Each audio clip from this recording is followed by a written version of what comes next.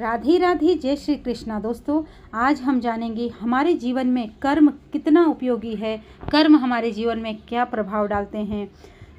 इसके ऊपर एक छोटी सी कहानी आपको सुनाएंगे, तो वीडियो को अंत तक जरूर सुनिए। और अगर आपको यह वीडियो पसंद आए तो प्लीज़ अपने भक्ति जीवन चैनल को लाइक, शेयर और सब्सक्राइब कीजिए। जो विद्वान होते हैं वे शोकग्रस्त कभी नहीं होते, उनकी हार कभी नहीं होती है। वे दुख के सामने हारते नहीं हैं, वे भय के सामने हारते नहीं हैं, मोह के सामने हारते नहीं।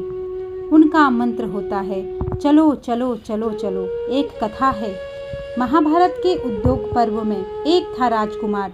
जब उसके पिताजी की मृत्यु हो गई थी तो उसके शत्रुओं ने उसको घेर लिया।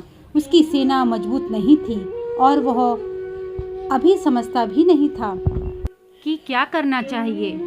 युद्ध में से भाग आया और घर में आकर सो गया। जब उसकी माता को मालूम पड़ा कि हमारा बेटा युद्ध में हार के घर में आकर सोया है, उसने उसको जगाया और बोली, बेटा तुम मनुष्य हो, सोने के लिए तुम्हारा जन्म नहीं हुआ, सोने के लिए तो अजगर पैदा हुआ है।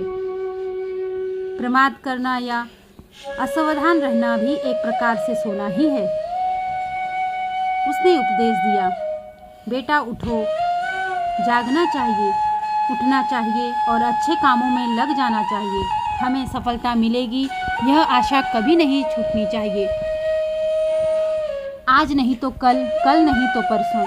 आशा रखो, उत्साह रखो। उत्साह चाहिए, आशा चाहिए कि हमारे पीछे एक महान शक्ति है जो हमारी मदद कर रही है।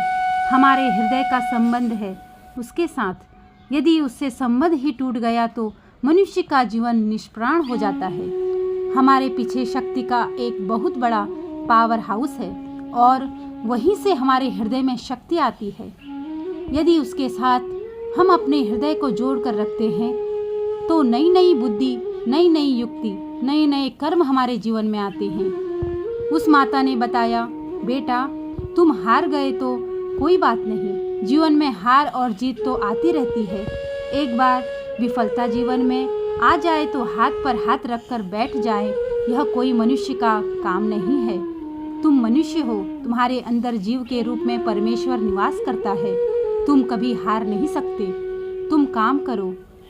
उसने पूछा, सेना है नहीं, सामग्री है नहीं, हम क्या करें? तब उस माता ने बताया कि जितने तिरस्कृत लोग हैं समाज में, उनका लोगों ने अनादर किया है। जो पिछड़े हुए हैं, जिनके पास धन संपत्ति नहीं है, उन सबको तुम संगठित कर लो, मिला लो और उनकी सेना बना के तुम अपने शत्रु से युद्ध करो तो तुम अवश्य विजयी हो जाओगे। माता के उपदेश से उस राजकुमार ने ऐसा ही किया। इतनी बड़ी सेना उसकी बनी कि उसने शत्रु पर विजय प्राप्त करने अपना जो पुराना राज्य था उनको पुनः प्राप्त कर लिया। इसीलिए मनुष्य को कभी निराश नहीं होना चाहिए। गीता भी हमको कर्म की प्रेरणा देती है। इसके आदि में भी कर्म की प्रेरणा है और अंत में तो अर्जुन ने भगवान से कहा है कि मैं आपकी आज्ञा का पालन करूंगा। अब तक जिस किसी को कोई भी सिद्धि मिली है, कोई भी सफलता मिली है, वह केवल कर्म करने से ही मिली है। कर्म करने में अर्थात जीवन में उत्साह चाहिए, आशा चाहिए और दृढ़ता चाहिए।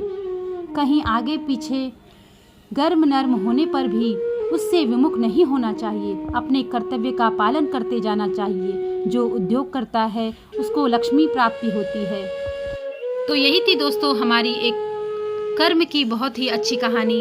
अगर आपको यह वीडियो पसंद आया हो, अगर आप वीडियो पर नए हो तो प्लीज़ हमारे भक्ति जीवन चैनल को लाइक, शेयर और सब्सक्राइब करना ना भूलिए। आगे भी इसी तरह की जानकारी जानने के लिए आप बेल आइकन को ज़रूर प्रेस कीजिए ताकि हमारी आने वाली वीडियो का आपको नोटिफिकेशन मिल जाए।